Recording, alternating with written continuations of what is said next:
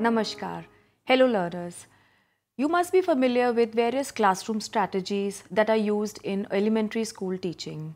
But all these classroom strategies are relevant for monograde situation. But a teacher comes across a situation where she has to teach a multi-grade or a multi-level classroom also. So today we are going to talk about management of multi-grade and multi-level teaching in this session. But what exactly is this multi-grade situation? Well, when one teacher is teaching children of a single class at a time, that is called a monograde situation. But when a teacher is required to teach children of two or more classes simultaneously, it is referred to as a multi-grade situation. And the teaching strategies adopted during this class are called multi-grade teaching strategies. Now, multi-grade situation is prevalent in India.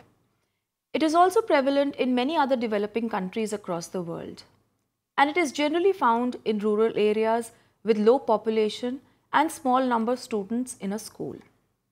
Why does this multi-grade situation happen, or why does a multi-grade situation arise? There are many reasons for it. The number of classrooms in a school are less than the actual requirement. Therefore, the shortage of classrooms in the schools results in a multi-grade situation. The teacher recruitment policy is also responsible for the multi-grade situation. Generally, for every 40 students in the school, one teacher is recruited. If there are 80 students in a school, then there will be 2 teachers in the school, irrespective of the fact that there are many other classes going on in the school. A number of schools are also located in the remote, rural or tribal areas of our country, and many teachers are not willing to serve in these schools. Therefore, this results in a multi-grade situation. Absence of teachers due to prolonged illness or because of their engagement in other academic, non-academic activities also results in a multi-grade situation. Then there are other reasons like running of special intervention programs, delay in teacher appointment, which might cause a multi-grade situation to happen in our classrooms. This multi-grade situation actually poses a lot of challenges for the teacher who is in the classroom. Students from different grades and abilities are there in one classroom, and therefore this increases the workload of the teacher. She not only has to teach the class, she has to prepare the work plans, she has to check the children's notebooks, she has to prepare the TLMs, and all this causes a lot of challenges for the teacher. It is also difficult to make different lesson plans for different kind of students in different grades and with different learning abilities.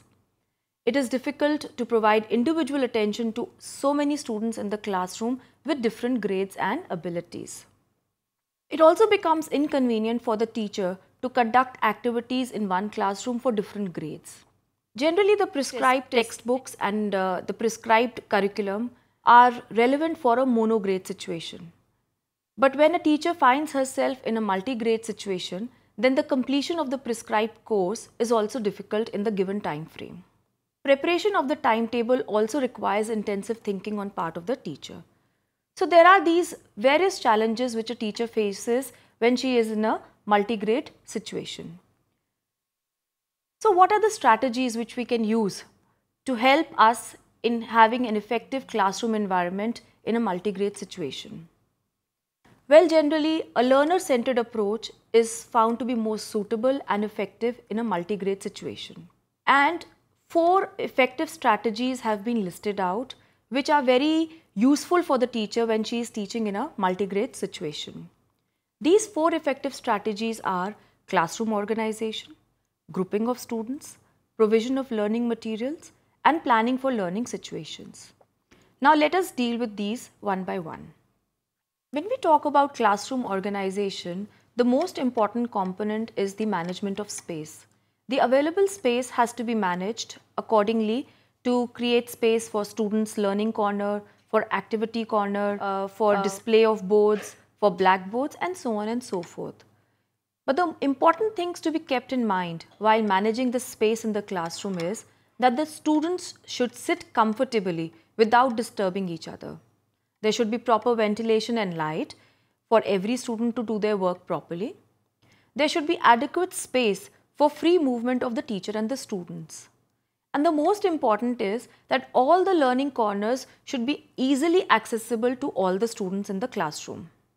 The next important aspect of classroom organization is how to make the students sit in the classroom, that is the seating arrangement. Therefore, we talk about the kind of seating arrangement that should be available or should be made accessible to the students in a multi-grade situation.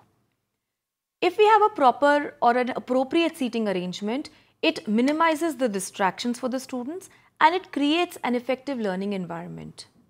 But the seating arrangement is not fixed. It can vary from different classes depending on the teacher and the kind of activities she is getting done from the students. If we look at the picture 1, this seating arrangement, in the seating arrangement, you can see that the students are sitting in separate groups and facing the blackboard. The blackboard is in front and all students can see it. The teacher stands in front of each grade and teaches the students. Now this kind of arrangement is good because the teacher can look at all the students, but it is not very good for the student interaction between the groups and amongst the groups. Now look at this picture 2. This shows another type of seating arrangement for students in multi-grade situation. There are 2 blackboards for 2 different grades of students, and the students of each class sit facing their own blackboards.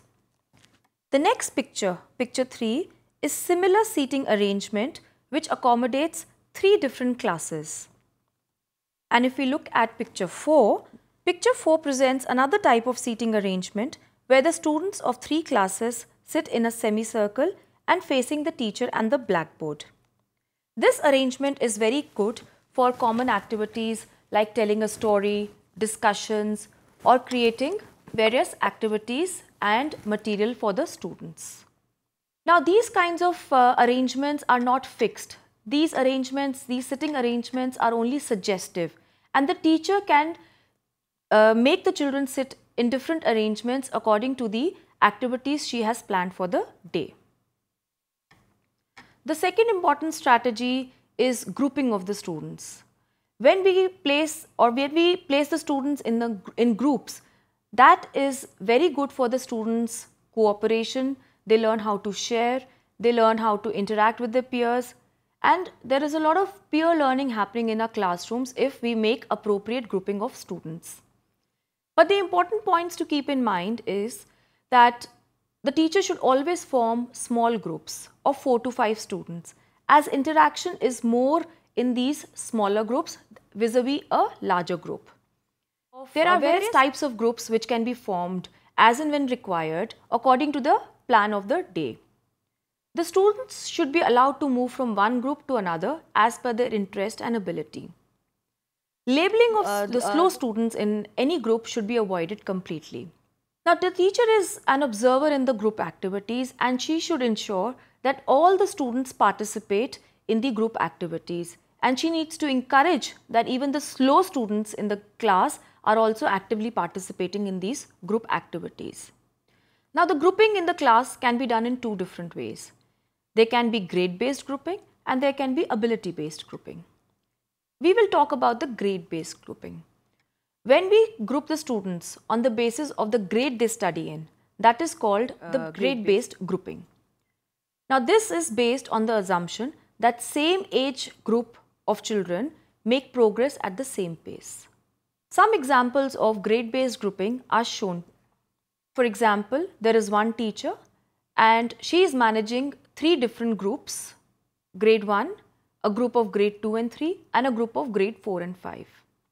In another example, you will see that in the same classroom there are 2 teachers, and these 2 teachers are managing class 1, a group of class 2 and 3, and the second teacher is managing a group of class 4 and 5.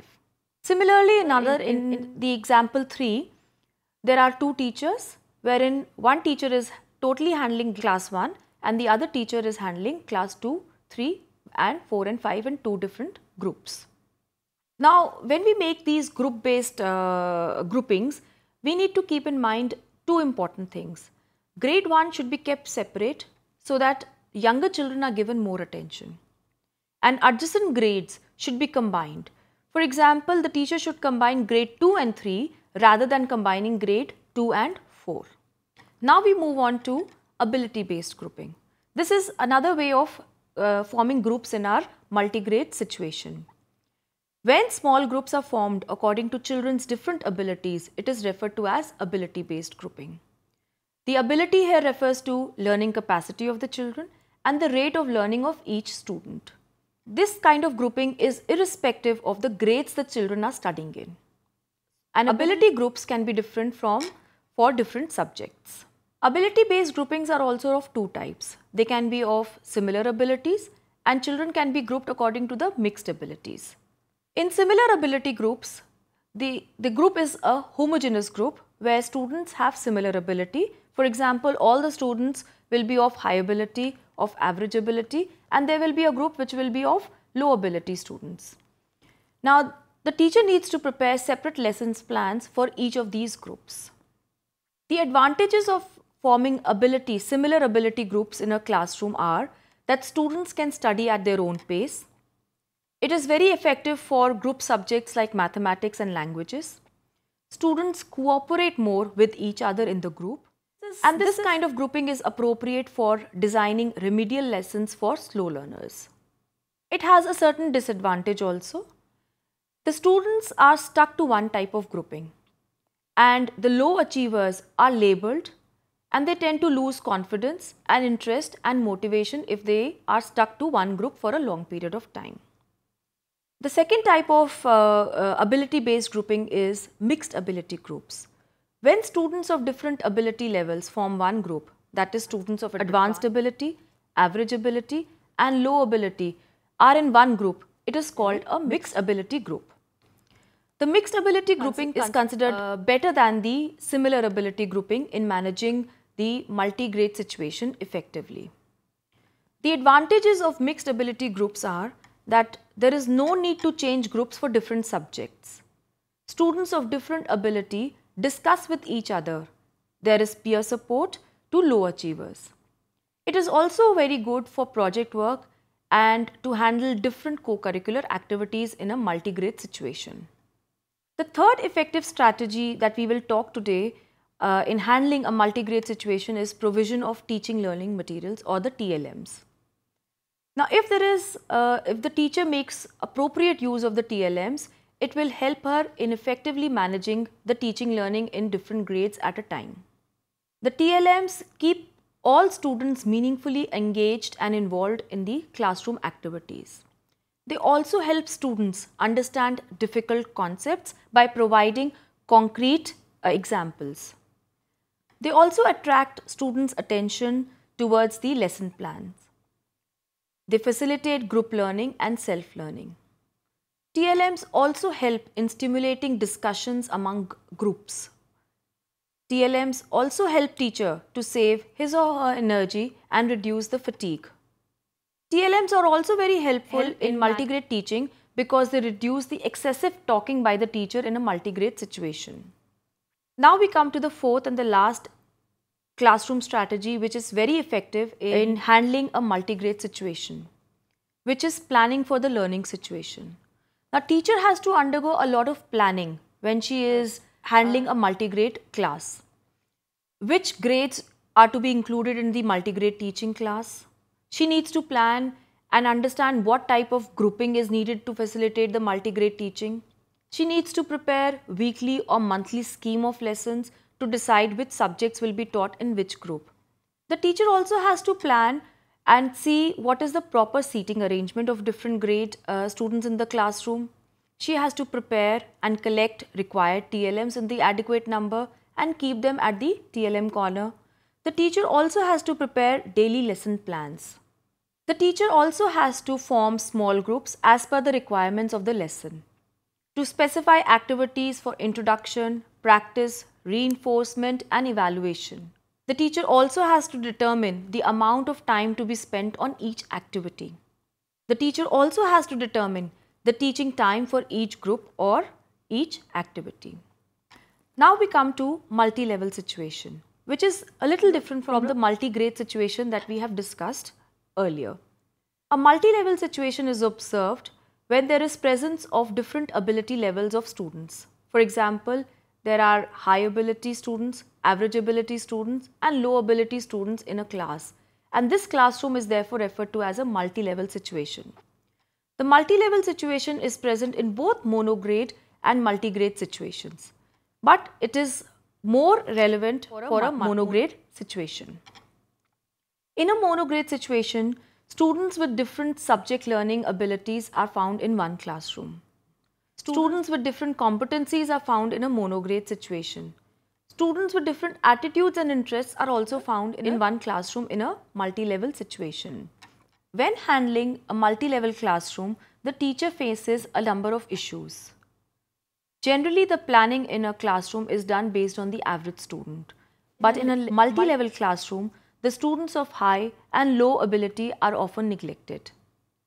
Also, using common textbooks as the center of instruction causes problems for students with different learning styles and abilities. Other issues in a multi-level classroom are addressing the learning needs of the different level students of different grades simultaneously is a hard task for the teacher. Preparing appropriate teaching learning materials and other resource materials is also difficult for the teacher in a multi-level classroom. So what are the strategies that a teacher can use to handle or manage a multi-level situation? Individual students' needs are to be identified before imparting teaching learning in the class. All children, irrespective of levels, should be allowed to learn at their own pace. Allowing students liking and voluntary participation in the group is very important to handle a multi-level situation. No grouping should be imposed on students. Peer learning needs to be encouraged to facilitate individual learning. The time needed for effectively managing each level in the multi-level situation should be handled appropriately by the teacher. In the end, I would like to sum up with certain important points for multigrade and multi-level situation.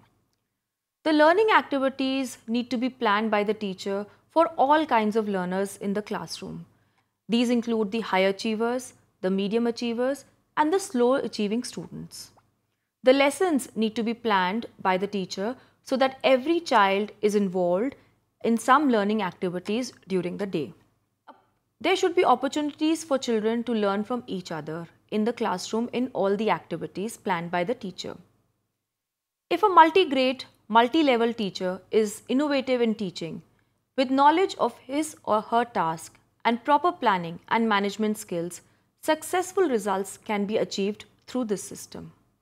Therefore, we see that managing a multi-grade or a multi-level situation is challenging, but with the right preparation, teacher can ensure effective learning can happen in her class. But the teacher needs to be prepared. She needs to do a lot of preparation for a multi-grade situation. She needs to pay attention to the seating arrangement of children. What kind of seating is good for students while she is doing different activities? She needs to think about the seating arrangement of the students. She also needs to think on how to group the children. Will he or she group the students based on their grades, or will the students be grouped according to their different abilities in different subjects? She also needs to think, will she follow the same group for all activities, or the groups will be changed for different activities? The teacher also needs to prepare appropriate lesson plans for each group of students in the multi-grade situation. A very important aspect of effectively managing a multi-grade situation is to arrange the blackboards, the display boards and the learning corners according to the activities that she is going to conduct in the classroom. It is very important to keep in mind the different grades and abilities of the students in the class when all these arrangements are being made by the teacher. It is very important to prepare appropriate and adequate TLMs for the multi-grade situation. One set of TLMs can be used with 2 or 3 grades simultaneously depending on the teacher's planning and her creativity. For example, if you are managing children of grade 1, 2 and 3 in your classroom, you can keep a basket with different items like leaves, shells, spoons, pencils, soap bar, etc. in front of the children. Show these items to the children and then cover it with a cloth. The class 1 students can be asked to orally name the items in the basket. Class 2 students can be asked to write the names of these items while the class 3 students can be asked to discuss and write the uses of these items in the activity using the same TLMs. It is very important to know that in a multigrade situation, children need to interact, and peer interaction should be encouraged at all levels by the teacher. Children learn a lot from each other, and peer interaction in a multigrade situation can help low achieving students when they interact with the high achieving students and engage in different activities with them. I hope you enjoyed this session on management of multigrade and multi-level situation in the classroom. Thank you.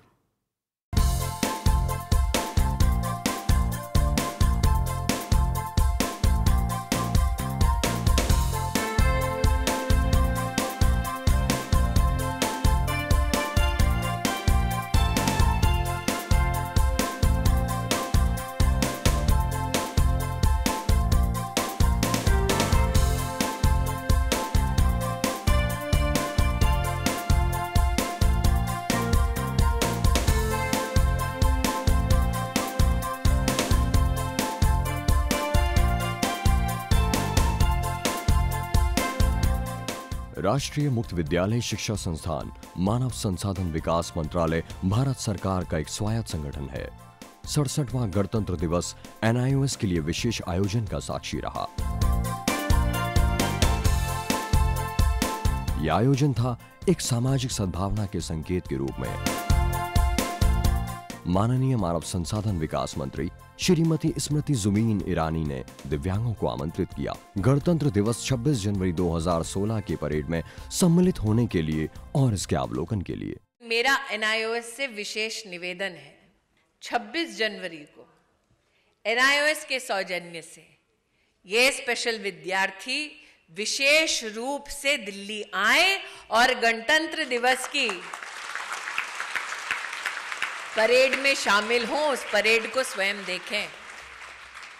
Delhi आएंगे?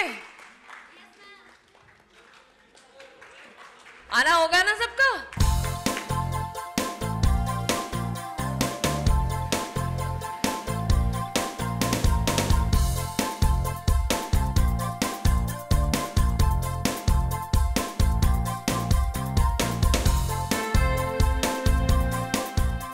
इन दिव्यांग शिक्षार्थियों के लिए दिल्ली में Ashok road स्थित YWCA में ठहरने का विशेष प्रबंध किया गया।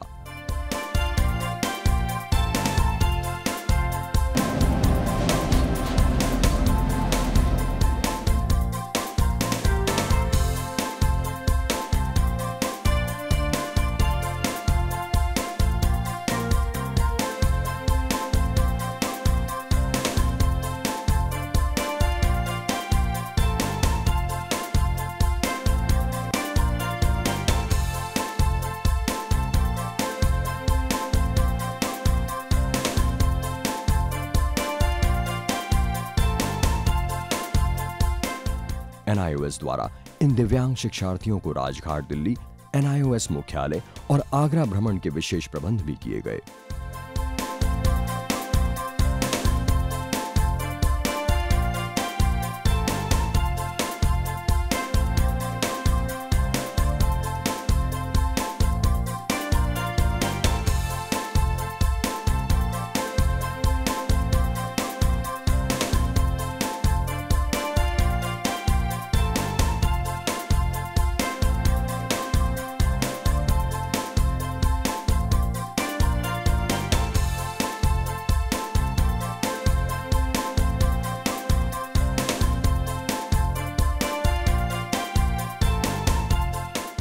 NIOS द्वारा इन दिव्यांगों के लिए राजपथ के 20 नंबर अहाते में परेड देखने के विशेष प्रबंध भी किए गए।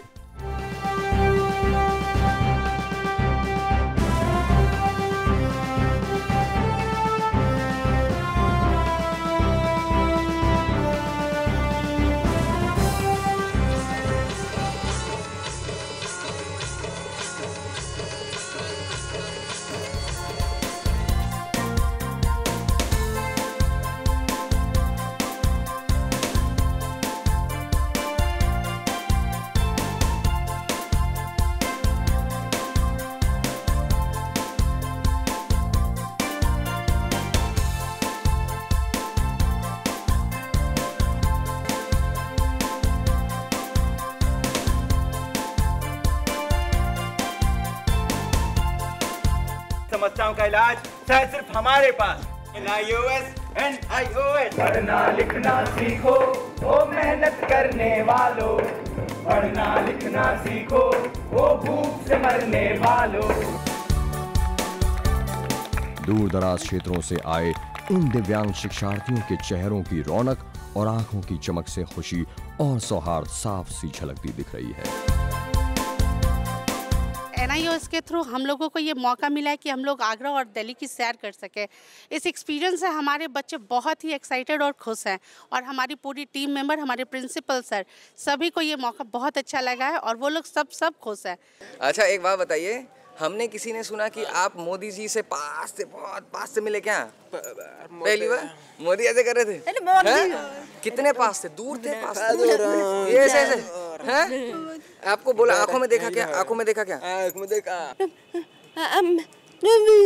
ये इंटरनेशनल टेबल टेनिस खिलाड़ी है। इन्होंने जहाँ गई है वो इंडोनेशिया गई है, जापान से खेल के आई है और इंडिया में कई एक जगह पे खेली है। तो वो अपना सारा एक्सपीरियंस ये साइन लैंग्वेज के द्वारा बताई है कि हम हर जगह पे जा रहे हैं और खेल रहे हैं। मैं बहुत खुश हूँ। मतलब यहाँ आने के बाद लगता है कुछ और अलग ज़िंदगी मिल गया।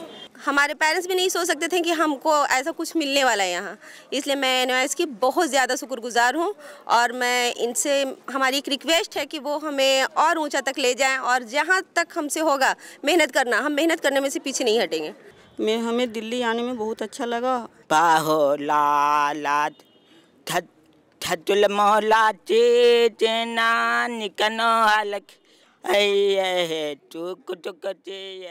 We saw the Republic Day parade and the fighter planes and Assam and all the jhakias, and it was superb, it was brilliant. Yeah, even Prime Minister we met, we saw him, we shook hands with him. Now the third day, NIOS chairman office we have visited and we've met the chairman. And how do you feel? It was all good, right? Yeah, all of them are very thankful to NIOS for all the support that they do. Thank you. NIOS के लिए ये सौभाग्य की बात है कि इतने सारे बच्चे जो दिव्यांग हैं वो यहाँ आए और इसकी शोभा बढ़ाए। कई बच्चों ने ये कहा कि उनके लिए सौभाग्य का अवसर था, लेकिन मेरा ऐसा मानना है कि NIOS के लिए ये सौभाग्य का अवसर था कि ये बच्चे समय निकाल पाए, इतनी कठिनाइयों के बावजूद यहाँ आए और इतने प्रसन्न हैं कि अपनी संस्था में वो आए हैं। NIOS प्रतिबद्ध है समाज के दिव्यांगों के प्रति गुणवत्ता परक शिक्षा प्रदान करने की दिशा में।